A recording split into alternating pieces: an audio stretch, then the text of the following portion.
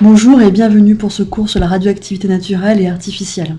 Alors, le mot radioactivité provoque souvent beaucoup de méfiance actuellement, et pourtant, la radioactivité, c'est aussi un phénomène naturel.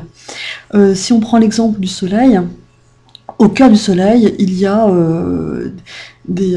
plein de transformations nucléaires. Alors, ce que je vous propose au travers de ce chapitre, c'est de balayer un petit peu les notions principales de radioactivité sans aborder des notions trop compliquées. Alors, dans cette première vidéo, on va faire un petit point historique et puis on terminera la vidéo par ce que j'appelle les acteurs principaux. Ce seront un petit peu nos outils qui vont nous permettre d'aborder les autres notions, comme notamment l'activité. Et puis dans une troisième vidéo, on va s'intéresser un petit peu à la partie un peu délicate, c'est les transformations nucléaires. Et puis on terminera donc ce cours par des calculs d'énergie libérée au cours des transformations nucléaires. Alors, l'histoire de la radioactivité elle s'étale dans le temps, mais une année pivot, bien sûr, c'est 1897, quand Becquerel découvre par hasard que l'uranium émet un rayonnement inconnu. Aussitôt, ses contemporains vont vite s'intéresser à cette découverte, comme notamment Marie Curie, qui en fait donc l'objet de sa thèse. Et avec son époux, donc il recherche d'autres éléments qui émettraient des rayonnements comme l'uranium. Ils en découvrent deux, le polonium et le radium. D'ailleurs, c'est à cette occasion que Marie Curie dira le mot radioactivité. Donc, on leur doit à eux la découverte finalement, donc à eux trois, de la radioactivité dite naturelle. En 1908, Rutherford fait sa fameuse expérience où il bombarde une feuille d'or avec des particules alpha, et il met en évidence donc la présence d'un noyau au sein d'un atome, avec ce qu'il appelle donc dedans des protons. Des protons, et en 1910, Bohr donc propose un modèle dans lequel il explique que finalement la radioactivité s'explique par le noyau et non pas par l'atome dans sa globalité. Donc dans les années 30, Chadwick mettra en évidence la présence de neutrons dans le noyau.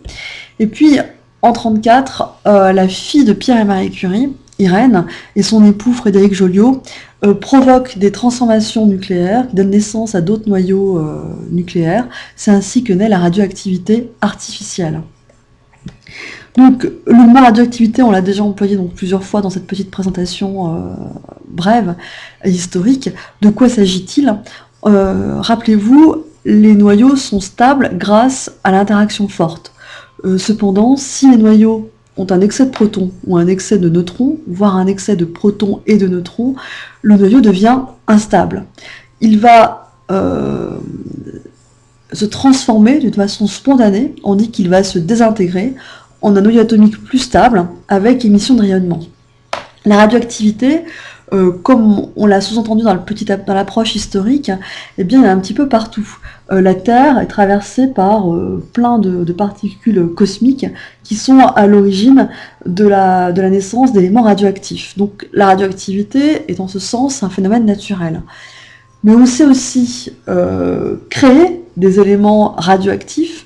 Pour cela, on va prendre des particules et les faire rentrer en collision dans des accélérateurs, et ça, c'est ce qu'on appelle la radioactivité artificielle. Alors, avant de conclure, j'aimerais vous présenter ce que j'appelle donc les acteurs principaux. Tout au long du chapitre sur la radioactivité, on sera souvent amené à rencontrer cette notation. De quoi s'agit-il ? La lettre X est le symbole d'un noyau. La lettre A correspond à un nombre de nucléons. Je vous rappelle que les nucléons sont les habitants du noyau, c'est-à-dire les protons et les neutrons. Les protons sont des particules de charge positive et les neutrons sont neutres. Et la lettre Z, qu'on appelle aussi le numéro atomique, c'est le nombre de protons. La lettre A s'appelle aussi le nombre de masses. Alors, voyons de quoi il s'agit au travers de deux exemples. Prenons le noyau d'or, symbole AU. Donc, une notation possible, c'est 79, 197. Donc, si on devait commenter ce symbole, on dirait que le noyau d'or possède 197 neutrons. Je reformule, 197 nucléons, dont 79 protons, et donc 197 moins 79 neutrons.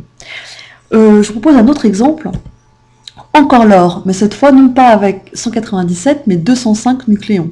Donc on a ici deux noyaux d'or, puisque tous les deux ont le même nombre de protons, et le nombre de protons est la caractéristique, comme le code ADN si vous préférez, d'un noyau, mais on constate qu'il n'y a pas le même nombre de nucléons. Et bien deux noyaux ayant le même nombre de protons, mais le nombre de nucléons différents, sont appelés isotopes. L'or 197 est un des isotopes de l'or, c'est un isotope stable, alors que l'or 205 est un des nombreux isotopes radioactifs de l'or. Alors, le nombre de protons, Z, finalement, ça peut être perçu comme le nombre de charges, puisque les protons sont des charges positives. Si on part avec cette nouvelle définition un petit peu du nombre Z, on peut se demander comment on serait amené à symboliser le proton, qui serait une particule fréquemment utilisée dans la radioactivité. Le proton a une charge positive, donc on mettra en bas à gauche le chiffre 1, et le proton est un nucléon, donc on mettra en haut à gauche le chiffre 1 aussi. Donc le physicien va noter le proton par la lettre P minuscule 1, 1. Pour le neutron n'a pas de charge, donc son numéro Z sera égal à 0. Mais le neutron, c'est un nucléon, ça appartient à la famille des nucléons, puisque c'est un habitant du noyau. Donc le neutron sera noté par la lettre petit n comme neutron, donc 0, 1.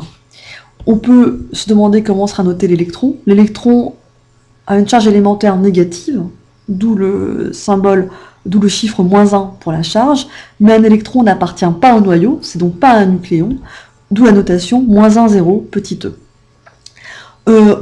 On sera au travers de la vidéo numéro 3, on rencontrera une autre particule qui s'appelle le positron, qui est vraiment l'analogue à l'électron, à la différence près qu'il a une charge opposée. Autrement dit, à la place de -1, on mettra 1, et donc ça restera 0 pour les nucléons, puisque les positrons ne sont pas des nucléons.